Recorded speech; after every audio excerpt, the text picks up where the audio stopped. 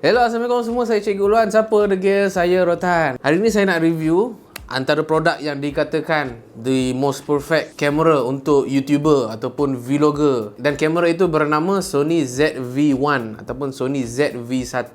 Kenapa dikatakan device ni sangat-sangat perfect kepada YouTuber? So, kita kena test secara detail untuk video kali ini. Pertama sekali, video ini tidaklah disponsor oleh Sony ke apa-apa, tetapi produk ini telah disediakan ataupun disponsor oleh pihak Kayo Studio. Thank you so much kerana bagi saya untuk buat review ini. So, tanpa lengahkan masa, jom kita tengok apa yang ZV-1 ni ada in terms of specs. Pertama sekali, dia adalah 1-inch sensor. Kemudian dia mampu output gambar lebih kurang 20 megapiksel, boleh juga shoot RAW, dan dia punya video boleh shoot 4K 30 frames per second ataupun Full HD 120 frames per second ataupun 308p 1000 frames per second. Tapi jangan percaya sangatlah pasal 1000 frames per second tu, sebab resolution dia akan turun kau-kaunya lah. Kemudian dia punya lens tak boleh tukar. Walaupun lens dia tak boleh nak tukar, tapi dia punya focal length daripada wide sampailah ke telephoto, in which 24mm sampailah ke 70mm. Sangat mencukupi. Dan yang paling best, dia punya aperture adalah f1.8 sampailah f2.8. Bermaksud bukan sekadar kita nak kurangkan noise, tapi kita boleh dapat bokeh-bokeh ataupun blur belakang. Just menggunakan device yang sangat-sangat kecil ni. So macam mana pula dia nak zoom in zoom out, sebab dia tak ada ring kat depan ni kan. So cara dia zoom adalah korang kena tekan butang W untuk wide, untuk zoom out, ataupun T untuk telefoto ataupun zoom ke depan, macam tu kan. Kemudian device yang sekecil ni pun still ada audio jack, yang warna merah ni. Cumanya keburukan dia masih lagi tidak ada headphone jack. Tapi okey lah daripada tak ada langsung kan. Sebab model Sony macam Sony A6400 pun masih lagi tak ada headphone jack lagi kan. Kemudian dia menggunakan micro USB, in which saya pun tak tahu kenapa dia gunakan teknologi lapuk ni. I wish it was orang kata apa, USB Type C lah, sebab lebih moden dan kita boleh buat fast charging di situ.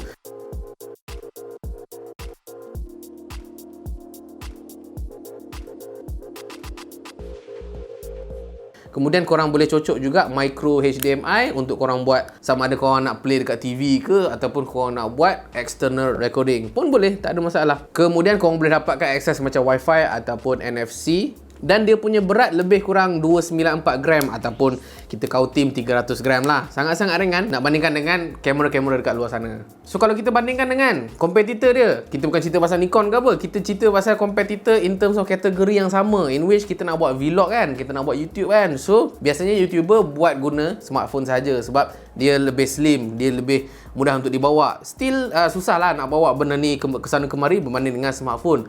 Cumanya kalau kita nak bandingkan kamera ni dengan kamera misal kata mirrorless yang lain-lain, misal kata saya shoot guna Canon M6 ni. So bila kita compare side by side, kita dapati Canon M6 ni walaupun dah kecil lah pada saya, tapi bila saya dah start guna Sony ZV-1 ni, dia punya kecil tak boleh bawa bincang lah saya cakap. Memang kecil dan sangat-sangat berguna lah untuk content creator macam saya yang nak simplicity, tak nak benda-benda yang macam terlampau technical, nak straight shoot pun dah cantik. Kita move on kepada kelebihan ZV-1 pula. Okay, kelebihan ZV-1 ni obviously dia punya size lah kan. Dia punya size sangat-sangat kecil, dan dia bukan sekadar size kecil, korang masih lagi boleh masukkan dekat dalam misal kata tripod, dia masih lagi boleh screw macam biasa, aksesori pun boleh masuk macam biasa, audio jack tu semua. Dan tak perlu cerita pasal autofocus dia lah. Autofocus dia memang laju lah, sebab kita pun sedia maklum Sony punya kamera semua autofocus power-power lah kan. Dia ada face tracking, dia ada eye tracking, dia ada juga animal tracking. So kalau korang nak tangkap gambar ke ataupun nak tangkap video kucing, anjing korang tu semua pun boleh gunakan Sony ZV-1 tanpa orang kata apa, muka diorang blur lah saya cakap. Dan dia ada feature-feature yang membantu gila YouTuber ataupun orang yang suka buat review produk ni. Kalau korang tekan satu butang, nama dia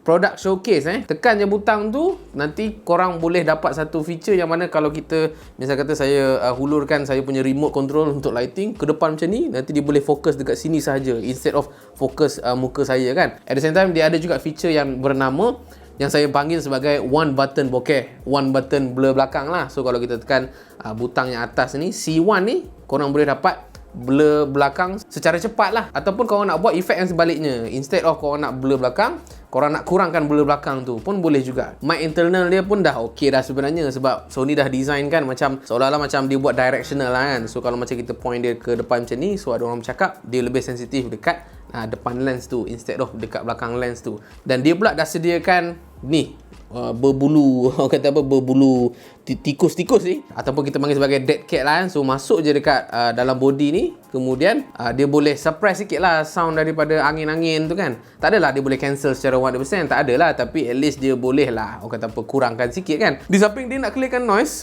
korang punya ZV-1 ni dah start jadi macam ni lah, kamera yang macho-macho sikit. Kan dah macho tu. Nampak tu? Macho gila kot. Okay. Dan focal length dia pada saya mencukupi lah. Dia tak adalah wide sangat, tapi at the same time dia tak adalah zoom sangat. Sebab pada saya range 24 hingga 70 tu kira perfect lah pada saya. Tapi saya akan ceritakan pula kenapa wide angle tu ada isu dia sendirilah. So sekarang ni kita kena test autofocus. Adakah autofocus yang Sony dah janjikan tu kan, ultra sharp, super fast tu adalah benda yang betul ataupun benda yang mitos? So jom kita test.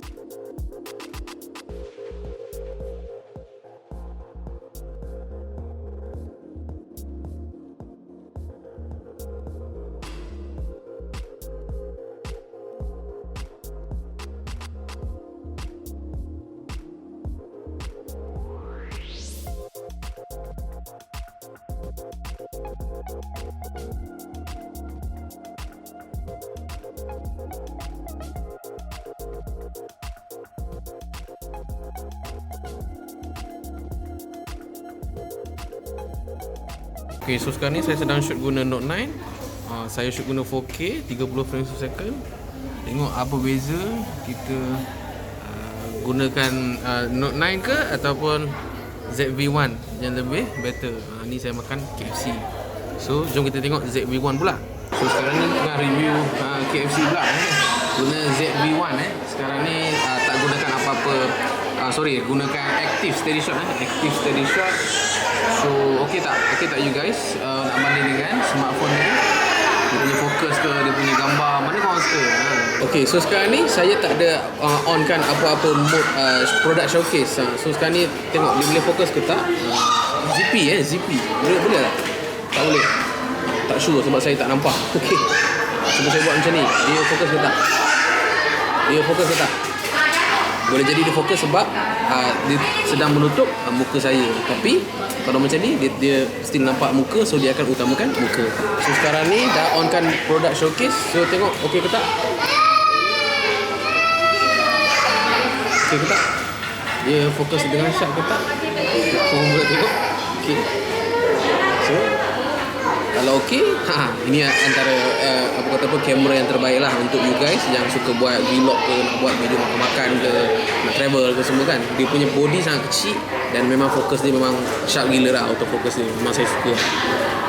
So sekarang ni kita nak test pula in terms of internal mic dia. Sama ada internal mic ZV-1 ni okey ke tak, ataupun kita nak compare dengan smartphone punya mic, ataupun kita nak comparekan juga dengan aksesori tambahan macam Rode Video Micro. Dan biarlah korang sendiri yang mendengar comparison antara tiga device inilah. Okay, sekarang ni adalah internal mic daripada Sony ZV-1. Macam mana suara dia? Okey ke tak suara saya? Memang bising sikit budak-budak ni tengah main-main jaga-jaga KFC ni. So suara dia macam mana? Okey ke tak? So kita compare dengan Rode pula. Kita cucuk dia punya audio jack. Okay, so sekarang ni saya dah cocok aksesori mic saya guna produk daripada Rode, dia shotgun mini. So suara saya macam mana? Okey ke tak? You guys rasa macam okey ke tak, ataupun korang dah berpuas hati dengan quality ZV-1? Kalau korang dah puas hati dengan ZV-1, tak payahlah nak beli mic ke apa. So sekarang ni korang nampak, kalau kita dah sampai tahap masukkan aksesori, taruh pula mini grip kat bawah ni, wire dia pun dah berbirat-birat tu semua. So pada saya dia dah defeat the purpose of being compact camera. Saya memang tak nak pakai benda ni. Yang ini boleh lah just untuk letak atas meja tu boleh. Wire semua saya cabut lah. Saya kekalkan sahaja simple ZV-1 ini sahaja, supaya kita kurangkan extension pada situasi dekat luar. Contoh macam kalau nak shoot dekat KLCC, guna menatang ni yang besar-besar gerabak ni. So boleh jadi jaga akan halau you guys. Sebab ada satu tempat memang dia tak bagi shoot, sebab nampak macam kamera gerabak-gerabak besar ni kan, macam nak buat komersial kononnya.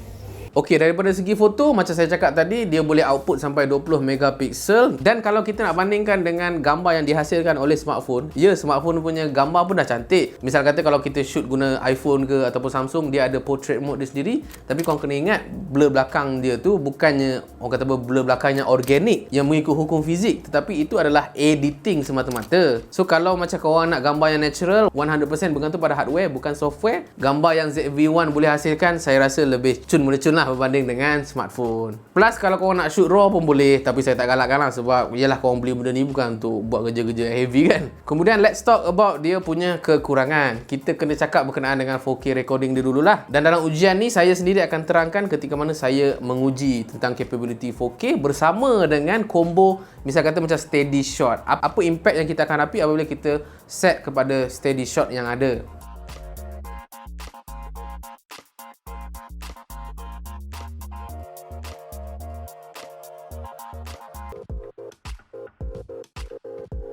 So sekarang ni saya sedang shoot Full HD 25 frame tanpa apa-apa active steady shot. Okay, so far jarak macam biasalah, tangan saya daripada bahu ke tangan saya macam tu. So okey ke tak okey? Roger. So kali ini Full HD 25 frames per second tetapi active steady shot. So agak tight jugalah sebenarnya kalau nak buat vlog macam ni. Tapi pada saya kalau nak tunjuk sekitar dekat luar sana still okey. Kalau saya masih lagi acceptable lah Tapi sebolehnya kalau kita boleh dapat orang kata apa lebih wide tu lebih bagus lah, sebab kita nak buat vlog kan, nak tunjuk semua benda, bukannya nak fokus sangat kan. So sekarang dalam mode 4K tapi saya flip screen dan saya rakam diri saya sendiri. Cuba saya lari, tak ada apa-apa steady shot ke apa. So macam mana, okey ke tak? So sedang shoot 4K pada standard steady shot. So saya sedang berlari. Macam mana? Okey ke tak okey? Alright. Sedang shoot 4K, mode steady shot pada aktif, tengah berlari, shot pun agak tight. So saya rasa kalau boleh wide sikit, cantik lah kot kamera ni. Kemudian Sony ZV-1 ni pula ada juga soft skin punya software implementation lah. Kalau korang on kan saja soft skin tu, skin korang tu nampak macam orang kata apa, boleh buat muka-muka comel-comel, Gyomi tu lah saya cakap. On tapi low, yang ni low, sekarang ni sedang low. Ada beza ke tak ada beza? Ada beza ke tak ada beza? Saya tak tahu. Okay. So sekarang ni saya cuba buat mid. Sekarang ni skin tone saya macam mana? Okey ke tak? Boleh buat Gyomi ke tak? Okay. Saya ni dalam high. Dalam high. Okay. So sekarang ni saya nampak dalam screen macam saya langsung tidak ada kata apa cacat-cacat. This is not my normal skin at all. So biasanya saya rasa macam feature ni mungkin perempuan suka lah. Tapi kalau saya offkan saja, dia jadi daripada flawless macam ni, dia akan jadi natural macam ni. Pilihan anda, tak kisah.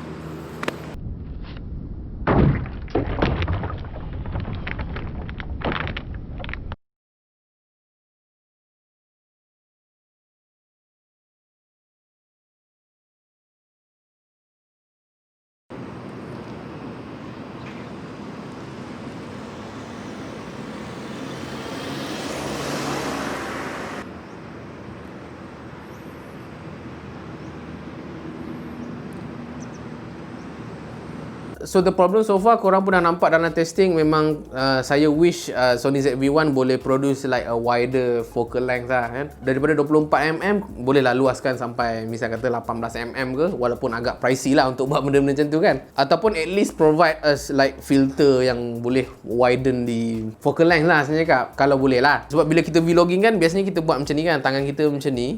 So dia memang tak mencukupi. Lagi-lagi bila kita on kan active steady shot tu tadi, so yang nampaknya muka kita sajalah. So orang-orang belakang semua tak nampak. Okay. Dan juga of course dia punya bateri kecil lah sebab bateri NP BX1 ni dia agak kecil. So saya rasa korang kena beli satu lagi ataupun dua lagi lah kot untuk mencukupi dalam 4 jam shooting lah. Sebab 1 jam hanya bertahan 40 hingga 50 minit saja. Lepas tu Sony pun tak bagi charger. Okay.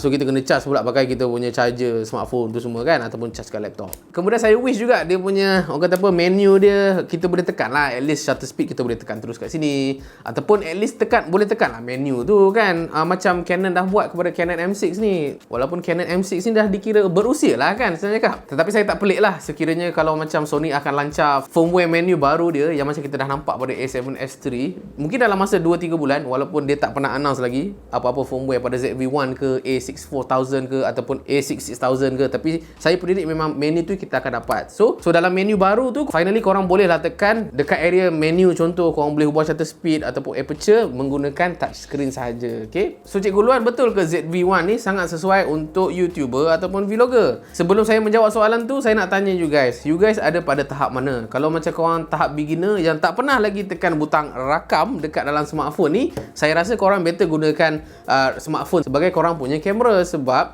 nak buat video ni sangat-sangat renyah lah pada saya. Kalau nak guna ZV-1 ni pun kena at least ada basic, tahulah sikit pasal shutter speed ke, ISO ke, macam mana nak dive into the setting itself. Tapi kalau you guys yang dah biasa buat video guna smartphone tu semua, nak upgrade kepada kualiti yang lebih memuaskan, nak dapatkan bokeh, nak shoot 4K yang memang pure cantik gila apa semua tu kan, dan nak guna audio accessory macam audio shotgun tu semua, saya rasa Sony ZV-1 ni sangat-sangat perfect untuk anda. Saya nak tengok how far Sony committed lah dalam memberikan kata apa, device-device yang mesra YouTuber ni untuk masa-masa akan datang. Ya, device ni dah perfect dah sebenarnya. Kalau korang nak beli sekarang pun saya rasa okey, sebab harga dia pun just nice lah, 3,300. Dia tak adalah mahal sangat, dia tak adalah murah sangat. Tapi kalau tanya selera saya cuba bersabar dulu setahun. Mungkin saya akan beli lah kot Sony ZV-2 untuk tahun depan. Kalau Sony Malaysia tengok video saya ni, mohon perbaikilah apa yang saya cakap tu, pasal bateri ke, pasal menu ke, pasal dia punya wide. Itu memang laju je lah. Saya beli pre-order waktu korang first launch. Sekali lagi saya berterima kasih kepada KU Studio kerana sponsor video ni, bagi produk ZV-1 untuk saya review tu semua, sebab saya memang dah minat dan target untuk aim review produk ni dah lama dah sebenarnya. So tiba-tiba Bro Khairul Anwar daripada KU Studio Roger saya, dia ada model ni dan dia nak bagi saya review. So thank you so much. Dan quick news kepada you guys yang macam tanya-tanya lah, Cikgu Luan bila nak buat kelas kan, ada tak kelas yang macam mengumpulkan 10-20 orang dekat KL ke, dekat Shah Alam ke, semua tu kan. InsyaAllah saya dan KU Studio akan berkolaborasi okay, untuk menganjurkan kelas video editing ke, video shooting ke apa. So korang kena tunggu je announcement daripada saya sendiri. Okay, jangan lupa untuk follow lagi-lagi dekat YouTube Cikgu Uluan, support saya, sebab saya pun memang minat nak buat benda ni, at the same time nak dapat duit juga. Okay, semakin banyak like, semakin banyak follower, subscriber tu semua, dia membantu saya lah dalam dapat duit ke, ataupun at least dapat proof lah kepada Sony ke kan, yang saya boleh review produk dia dengan baik. So itu sajalah kot untuk konten kali ni. Saya Cikgu Luan, siapa degil, saya Rotan.